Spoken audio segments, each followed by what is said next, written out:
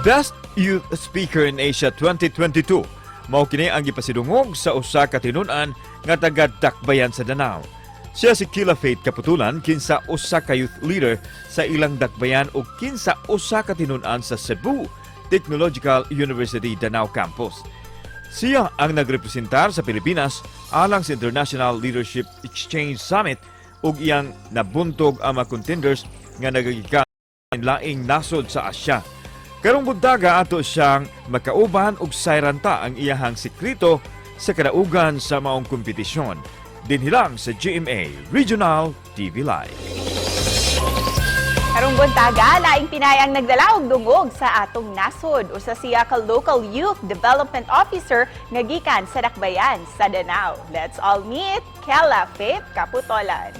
Mayong buntag, Khella, and welcome sa GMA Regional TV Live. Please greet your family, your friends, and everyone din ha sa Danao nga nagtan-aw ka nato karon.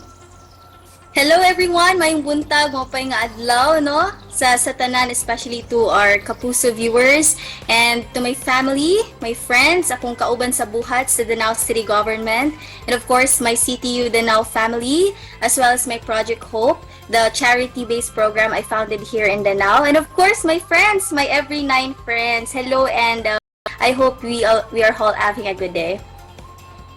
First of all, Khella, congratulations for achieving the Best Youth Speaker of Asia 2022 nga gi-organize sa International Leadership Exchange Summit Asia. Wow, Khella. How was your experience with this? Actually, Miss, until now, everything is not still sinking in because the time went by very fast. The moment I prepared for the competition, I was just given weeks. And I was told that I will represent the country for the extemporaneous speaking contest the day after my birthday. So the hype was still there, and I think that the experience was really awesome. I was blessed because I have been showered with this kind of skill, and I believe that the moment I took on the plane, I said to myself, "Gyud, I have to really bring something for the Philippines, for Cebu, and especially for Danao City." Can you take us back during that moment, during the competition? What's yung topic ato, and what was your speech all about?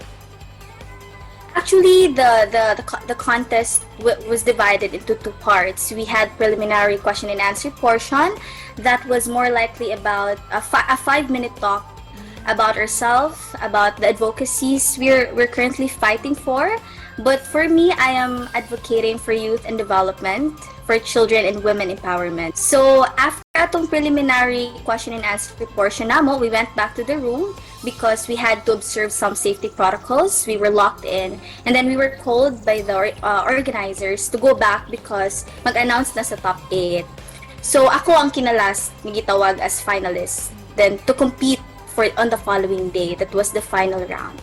And the call time during the 20th was 6:30 in the morning, and I prepped myself all alone. I had to do my makeup all alone. Then I'm lucky that some organizers helped me as well. So pinangga gyud nilang Philippines. Wala gyud ko nila pa sadly. But then I was in speech number 3 ko in my order. And that moment, Miss, I was standing in a platform. Then there were 5 panels all in all. Na timer gyud gabarog in front of us because we were given at least 8 minutes of each. So it was lucky because the topic I picked, the question that they threw at me was all about.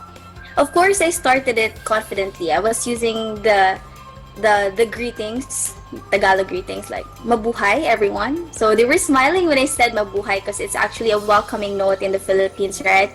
So I said mabuhay, and then I started it as spiel, about myself as a woman, as the youth leader who leads in a dominated world of men, that women in some sectors are still underrepresented.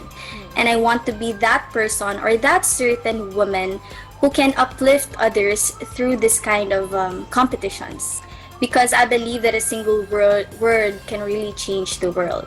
That's really what I believe in.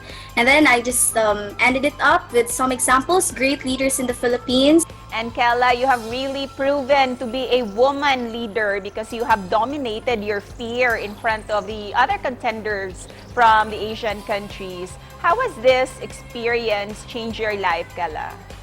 Honestly, miss, everything changed the moment I was called to represent the country. I really am so honored.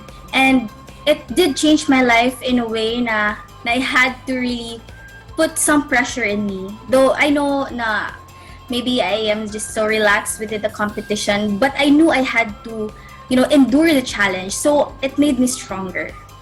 And even though I know that even when I get the medal or not, my family will be so proud of me. But the fact that I am carrying the Philippines in an international arena, it was really a pressure on my behalf. But again, I believe that wherever we go, Filipino spirit will prevail eventually.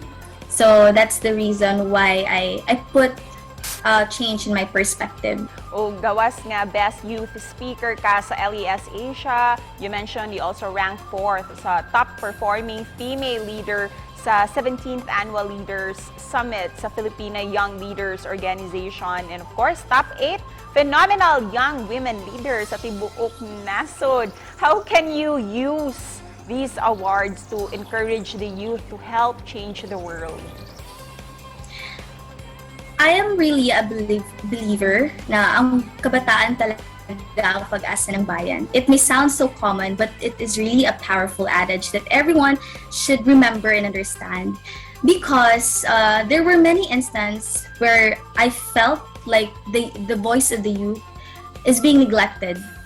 So I think na as a responsible youth in my community first, we should start changing our community before we can change the country. So that's why I'm leading within 6 years now, and hindi naging madali. Dili siya smooth sailing for me. Ug isip pa na po Khella sa mensahe nimo para sa tanan natong mga viewers, ilabi na ang mga kabataan. Sa tanang kabatanunan, to my fellow Filipino youth, please let us all dream big. We should not limit ourselves as to what resources lang ang naa nato gyud, because everything will be a rocky road gyud. It won't be a smooth sailing journey, but let us all keep in mind gyud, if we just dream, higher and higher than we expected gyud. And thank you for that very powerful message, Khella. More power para kanimo. Daghang salamat. Thank you. Daghang salamat for having me as well.